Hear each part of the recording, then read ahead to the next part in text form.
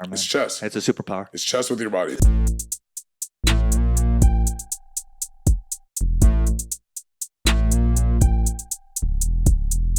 The Thicc Boy Fight Club. I'm your Balkan boy. Tyson the Beast. And our guest today is Adam the Freitas, professional MMA fighter, law enforcement, and just an all-around cool dude. Appreciate it. Appreciate it. All-around cool dude.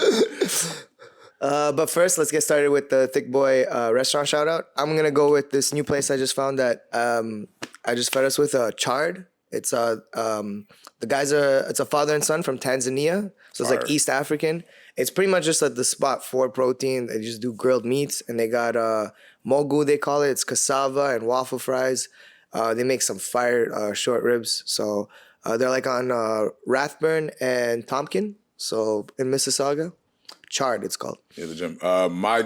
My new favorite restaurant. La Castilla off Dundas at 427. It's like a steak restaurant right there in Saga, right across from the Walmart Costco area. Me and Boyan went there last week. They have this platter.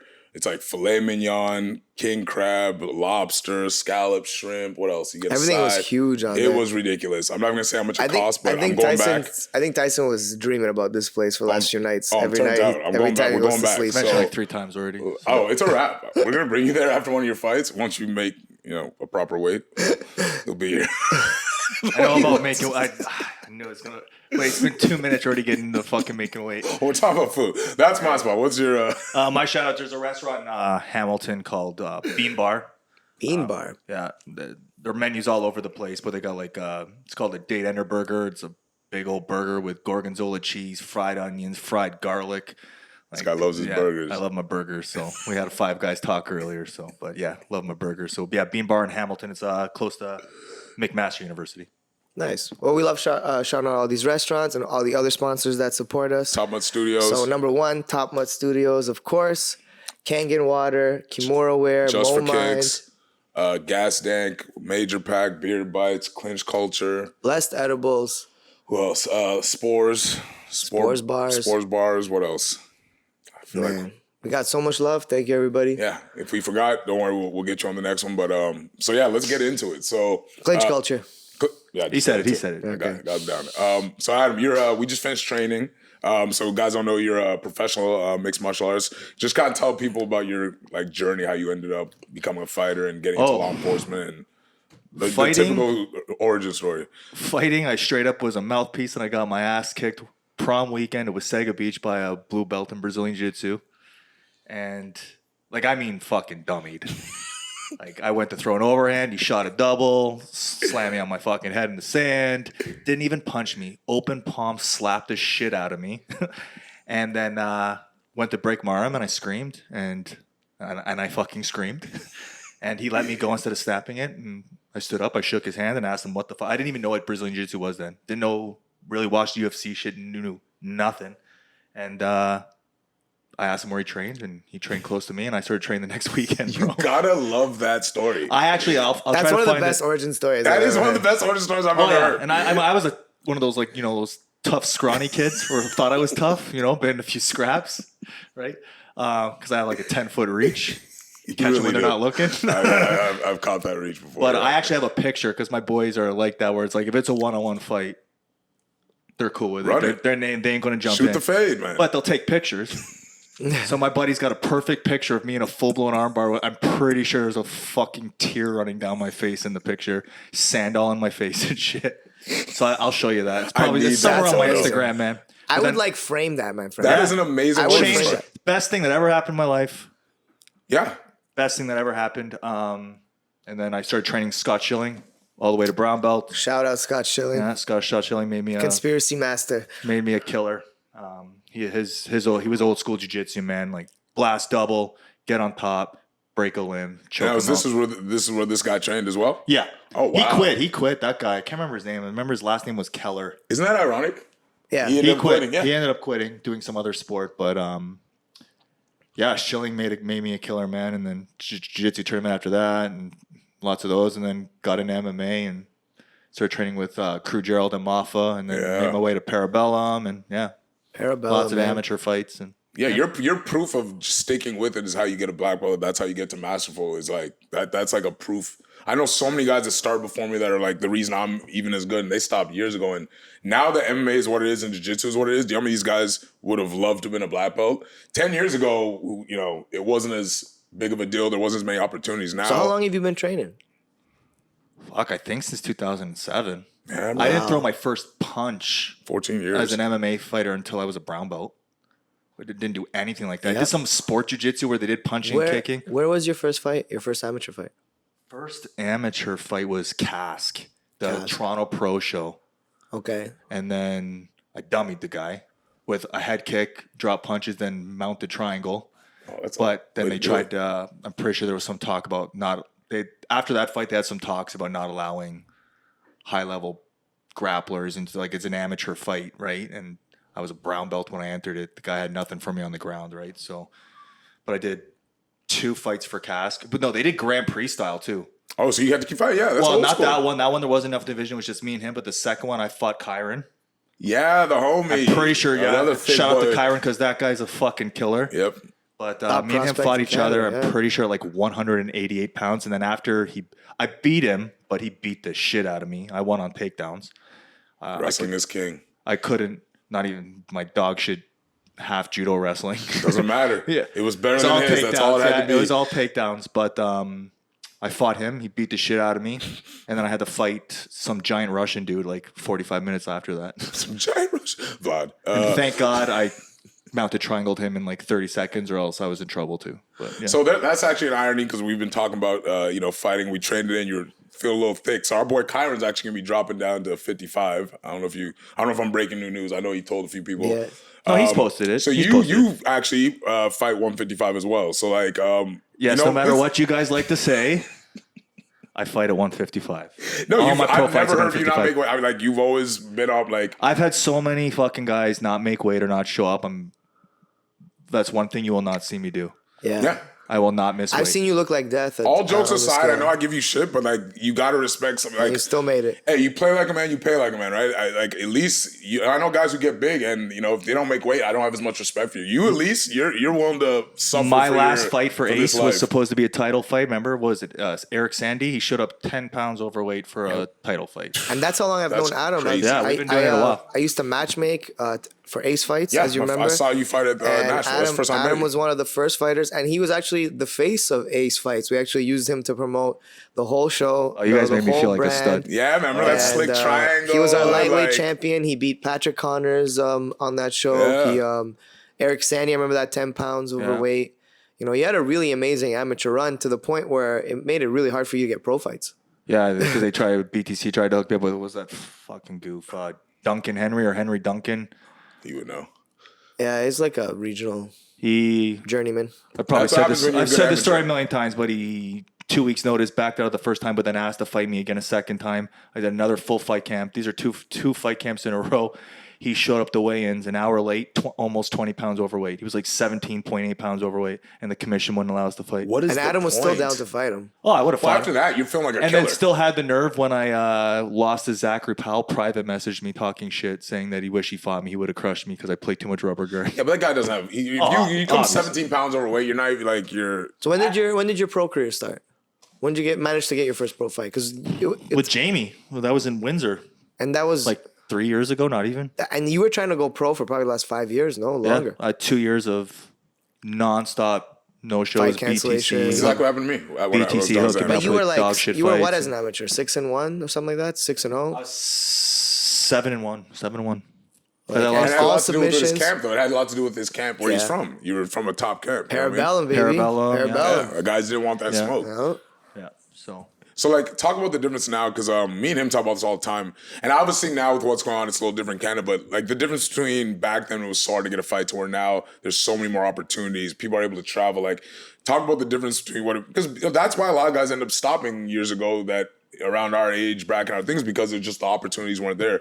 So talk about what it's like now where, you were able to fight in the States, you've been able to fight here in Toronto. Like, how does it feel to see the transition of opportunities? The biggest thing I could say for guys is like if get proper management. I mean, if you got hookups, that's one thing. If you're in the industry, that's one thing, right? Like, boy, you don't strike me as a guy that needs a manager. You're well connected. You know you've been part of the show. But that's through a lot of trial and error. No, I understand that. But I wish I had good management when I was coming up. You need a good manager. Now you have a management team almost. Right? Yeah. You need a manager, man. You need someone looking out for you. You need someone who's not just your coach, is also your manager, because your coach might be just because you're an amazing coach doesn't mean you're a good manager. Bingo. Right? So I got on with Pat Wilson, and he's been with Rise Management. And he's awesome, man. I've heard good things, yeah. Yeah, right. So he gets me the fights, and then that you need to take the right fights. You know what I mean? Yeah. I felt like I feel like in my program I fought all killers right now. It's not doing me any favors, but I also feel because of my amateur career I didn't really have much of a choice. But how many pro fights we're at now? 2 and 3, 1? just 3. 3, right? Yeah. So so the not that I want easier fights, but it's like I'm fighting like Zachary Powell's. Yeah, tough guys. Shout out to Zach. 10 years younger than me, all killers, right? And I mean, it all depends what you want in your guy career. In Philly, that guy you fought was a tough guy. And I know. I think you beat him. I think I won, but that's a win on neutral ground. It's close enough where I'm not. I mean, we all have lofty dreams with fighting. All 3 of us want to be in the UFC, but fighting's given us a lot, regardless. Even if that never happens for us. I mean, I think it's given me more than what a lot of UFC fighters got. And like you said, it was the best day that ever happened to you, pretty much, when you got beat up on the beach. I mean, think about how you transitioned to law enforcement. Would you have even done that if you didn't have martial arts training? No, I was going to go to Guelph University for environmental engineering. Oh, word. You would have been such a different guy. Watershed treatment. You'd have been a vegan. Yeah. You'd have been a vegan. Yeah. So tell us more about that. Like how... it just changed everything. I was a super science guy, but I just love... You guys all know it. I mean, all the different martial arts with Muay Thai, boxing, but there's something special about Brazilian Jiu-Jitsu with your ability to handle conflict, man, and your comfortability in conflict. Yeah. And you've gotten to love violence. I love the ability to control violence. You know what I mean? Like there's something to be said about like a guy, like you're not a big guy, but I doubt in all of your bouncing, all your private security, I'm sure you've been nervous sometimes, but there's never been a guy that's been causing issues where you're like, that guy's too big, fuck this, let him do whatever he wants, right? Like there's an ability to control another individual with Brazilian Jiu-Jitsu that doesn't happen with other martial arts. Like, because you don't have to beat him up. You don't have to beat him up, right? I just love the calmness it gives you. That's what I mean. You know what I mean? Like I'm even surprised at myself sometimes at how little like my heart rate jumps or my adrenaline even spikes in a stressful situation or a violent situation, because it just feels more comfortable just because I've done it so many times. And when you're slapping cuffs on a guy, it's this double thing where it's like, on camera, you look great. You're not punching him. You're not kneeing him. You're literally doing a figure 4 Kimura lock, putting his hand behind his back. But also what people don't realize is that hurts twice as much. And they're going to stop eating shots. So then they realize, like, oh, this guy can hurt me. That's another reason. You can you can dislocate his shoulder. You can take his arm home with it. Guy's going to be wiping his ass with his wrong hand. They're more likely to stop when they realize, like, oh, this guy could hurt me if he really wanted to. Anytime, I've never put hand restraints on someone without using the Kimura lock first. And I'm talking non-compliant offenders.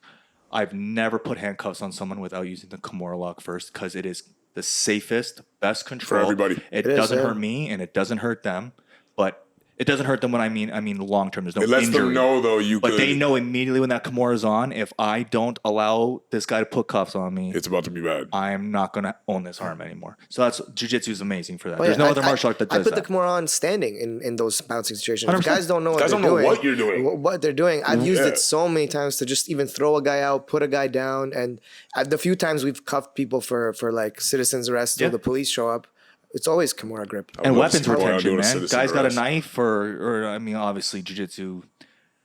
There's no martial arts going to teach you how to really deal with a gun. But if I have to have one martial art to deal with a gun, it's Brazilian Jiu-Jitsu. By far the best. Because it's just based on limb control. Yeah, and knife, same thing, 100%. Right. Well, did you see the Joe Schilling incident where he knocked him? So think about that and compare it to the Matt Serra incident. One went viral and was funny. The guy got good attention.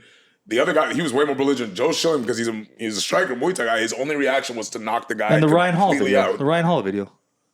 Yeah, Ryan Hall at a dinner. They watched that. There's an old Ryan Hall video where there's a belligerent drunk guy causing problems, and Ryan Hall literally takes him down, mounts him, holds his arms down, tells the guy to calm down, gets them to call the police. He's able to do Lots of stuff just with jiu-jitsu. But yeah, the shilling. I mean, Joe there's showed other that- variables to the shilling what's he thing, getting hit obviously. for? Yeah, he has all kinds of shit coming down on him now, and like it's Scott like Schilling actually watched me choke out a guy who was like 6'5", this huge Polish guy. I had to literally jump on the stairs. you told me that story all the time. I had to jump on the stairs to reach his neck because he was so tall. So I had to like get like a little like a alley oop, you know, and then I jumped on his back and just choked him, and he fell over like a tree. timber. And I'm like, man, I could never have done this without the power of jiu-jitsu. No, 100%. You know, it sucks with chokeholds with all law enforcement. They're all illegal. They're your lateral vascular neck shame. restraints. It's a shame, to be honest. But it's it's because you also, gotta be careful. Yeah, in I the also moment- understand that there's people Yeah, that I wouldn't want in a high stress situation. choking. Some guy that's There's blue got belts 3 you months don't of want, jujitsu yeah. training,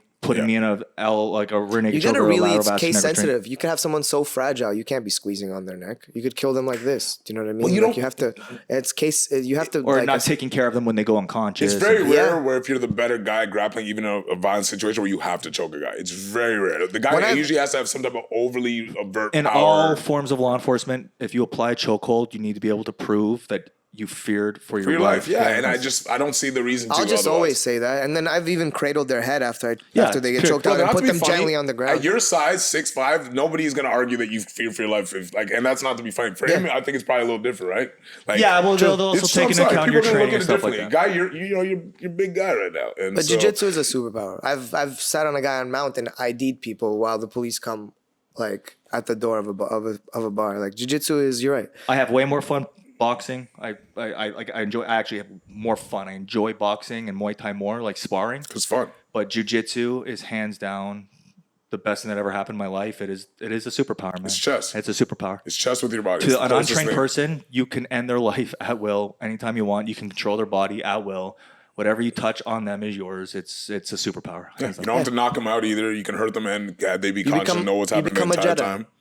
You become No, a you Jedi. humble people way more with jiu-jitsu. If you knock somebody out, they can not even remember it.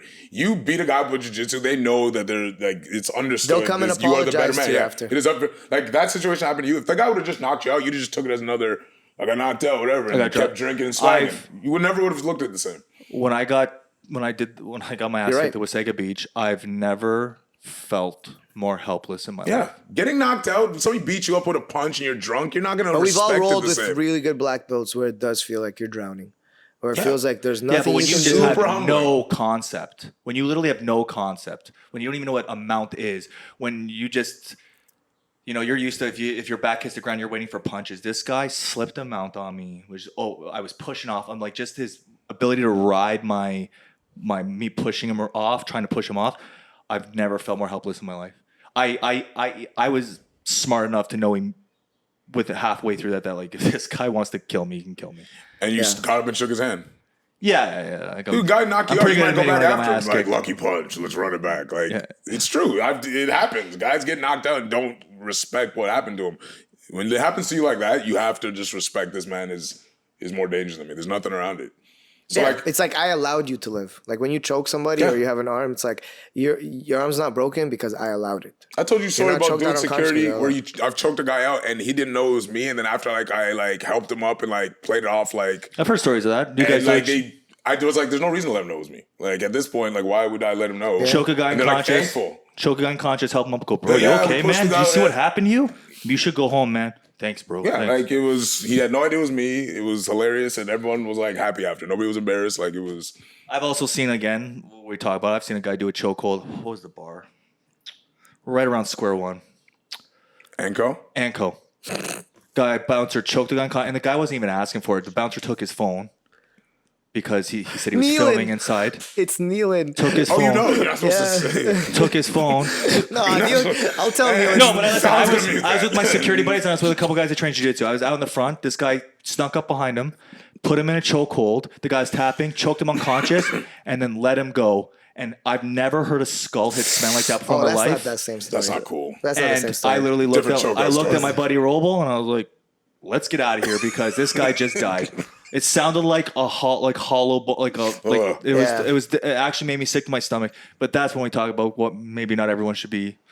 Well, that's why Using it's scary when you chokeholds, knock right? somebody out too. Yeah. That's what the scary. It's Easy Yeah, that's manslaughter. what I, scary. but that's what Easy I fear manslaughter. about knocking somebody out too. Is it's not you knocking them out; it's Their their head head. hitting the floor. I would even be comfortable in terms of law enforcement security if there was just, don't even talk about Brazilian Jiu-Jitsu. If you just put emphasis on the Kimura lock and how to use the Kimura lock and the little movements around and the little controls there, if they put 90% of their effort in that type of ground control, I'd be cool with them even skipping all the chokeholds and It is mind blowing that it hasn't been like the UFC is the one the You don't biggest need to be sports in the putting world knees by on now. necks if you do the Kimura Yeah, lock. it's baffling that this hasn't been transitioned, at least in the States. Like at this point, who doesn't know? I think we talk a lot often about Yeah, we do, how- but it's blown. when it comes to blows my law mind. enforcement, you have to understand that any type of use of force guidelines they use, its effectiveness is not the priority. It's liability coverages. Everything is, and this is not, point. and this is every So type. This tasing is, somebody would make more sense? Would tasing somebody make more sense than just skipping that use of force and going straight to like, tasing somebody or something? Like, how do they judge that It's liability? this multi-pronged thing. One, every law enforcement agency in the country is dumbing down. I don't want to say dumbing down. It's dropping its physical standards because they can't get physically fit people to apply. Yeah, So they're dropping their standards. The problem with that is your Same with the physical military. fitness directly correlates with your ability to physically control an uncompliant individual and put handcuffs on them without hurting them. When you start getting in the taser, stuff like that, all the use of force stuff, it's all about liability. You can use a more effective technique, but if that technique is not taught in their guidelines, the They're not gonna organization cover that you. hired you is Isn't not gonna- liable isn't for gonna any have of the your back. injury. Now, if you used a straight, again, I can't think of. I've been in the use of force industry for a while. I've worked with a lot of different programs. 90% of it is liability coverage and garbage. That stuff that as a fighter, I can't even do as a fighter to somebody, let alone someone who doesn't fight or is even physically fit, right?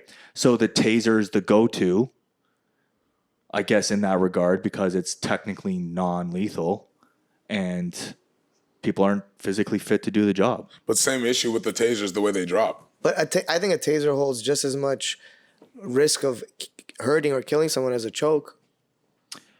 I would say Yeah. more, it's like a punch to me. I look at that the same. I mean, Have you you seen don't the way people know- stiffen up and fall when you get tased? Like that's I don't want and there's risks. If people have health issues, like you're tasing them. There's always risk, but then there's always that liability towards like, well, if the person has a heart condition, what are they doing fighting the police to begin with, right? Yeah, but finally, you It's probably not as an state. officer, as police, a correctional officer, private security, whatever. It's like it's not my job to know your health your condition. medical conditions. If you're not following the rules or whatever the rules is, like I'm not trying to argue for No, that. unless but- you're actually trying to be killed by an officer, you have a Right. death wish by fighting just to get it. Like you're not actually going to get away. It's very rare where you fight off a couple cops and get away. It's like that shit goes viral. It's but a not, taser- You're not in the right state mentally. I know stories of guys that fight cops and they just end up getting tased. Yeah. Yeah, but a taser is technically, I'd rather someone tase me than shoot me.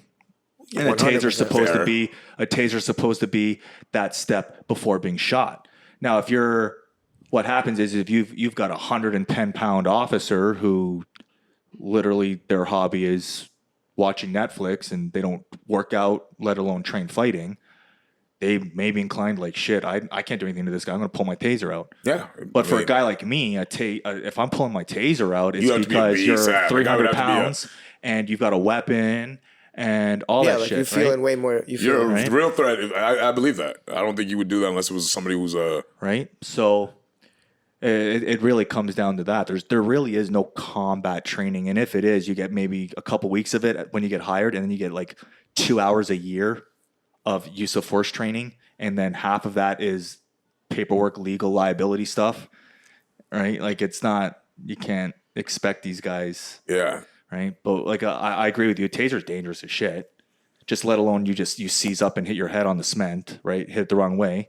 But if I have to choose between getting a few rounds dead center mass to my chest and eating the taser, I'll take the taser. It's just Facts. maybe what your problem is tasers being used well before they need to be used. Yeah. But that's because you have a good understanding of body control techniques. You're a fighter. You understand all these 90%. But I've always been a big advocate that like there would be less deaths and less injuries if law enforcement trained more jiu-jitsu. Well, we've been saying this forever. We had this mean, But conversation again, with Lucas. this It's- comes down to the liability of it. All the techniques in jiu-jitsu are not. What's an armbar intended to do? To dislocate your elbow. Dislocate an arm.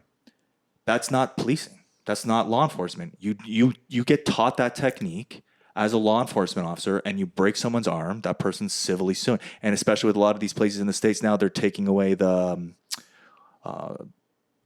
immunity from police But you know officers. what the irony of this conversation is like white belt level control minus the submission is what you usually. A Kimura lock is not something you learn. It's super long and advanced into jiu-jitsu. No, Like, you can learn that on the first 2 days and That's master like the first. Actually, that's like one of the first techniques I it. You know teach. what I'm saying? what So was it's the common such narrative? a basic level that you could offer to officers that would help. That's why it's so confusing. And It's it's not, you money, don't have to though. teach somebody to do an arm bar. One of the first techniques But it's I funny teach. though. Kimura. Do you, all the talk about defunding, I'm not saying you guys did, but all the talk about defunding the police, has anyone said, hey, let's put more money specifically into training? Totally agree. It's not cheap. I've been saying this for years. It's not cheap. There's You're a not going to few. get good officers if you hire for them for There's cheaper. guys It's like, you can The get to Gracie, do it there's the for Gracie free. Academy. There's literally. guys that will do it for free. But it needs Just to for be, the photo op. but it needs to be Just- certified instructors that go through that get with these boards and make sure they discuss what parts of the curriculum are we able to do, all that kind of You jazz. could literally find, Brother, sounds like within a your gap. organization, I think a that's an police extension of your officer or a business. law enforcement officer who's probably a black belt and probably qualified that to right there's teach. an extension And then they business. literally wouldn't even need to, like, there's just, the resources are there. They just don't want to use them. Let's well, they be got to real. pay for it. You know? No, but you know what's funny? I Like think you it said, also has that's to not do with expensive. are enough jiu-jitsu not guys expensive. being business-minded and seeking it. Right? Like, that's another thing. Like, are people going and... Because for instance, we work Like, with do you- Beat the Streets, Neil. These are people who... It's wrestling, and look at all the government funding things they do. So this is something that maybe, I just think it's silly because, like, you go to the gun range to practice how to use your firearm as a They law barely do enforcement. that. You know, that's, you know what I mean? So Like, jiu-jitsu But that's black not on belts. them. That's not on them. That is. They need you. Jiu-jitsu That's black not on the belts. officers. I promise you. I know a lot about, and obviously there's some bad officers. there's some badasses out there. But there's that we bad train security. with, There's that bad fight. everything. Like that Yeah. security guard saw choke a guy and drop his head. He wanted to hurt that guy. Yeah. There's all these officers have families and shit too. It's not, a lot of them are too busy to just out of their own time go to jiu-jitsu. If you want officers to know jiu-jitsu, then it has to be part Part of of the their curriculum. paid fucking Time. time, Yeah, I agree. right? But the But don't public, you get paid for range time? Don't you get paid to go to the range? they get your most use of forces, and I'm talking in Generally. generalities, but you get recertified once a year, sometimes once every 2 years. It's one shift, and that includes all grounding techniques, all handcuffing, all your legal verbatim spit out the legal case law bullshit, all the laws and all the rules, so that you also have the legal framework to do what you're doing.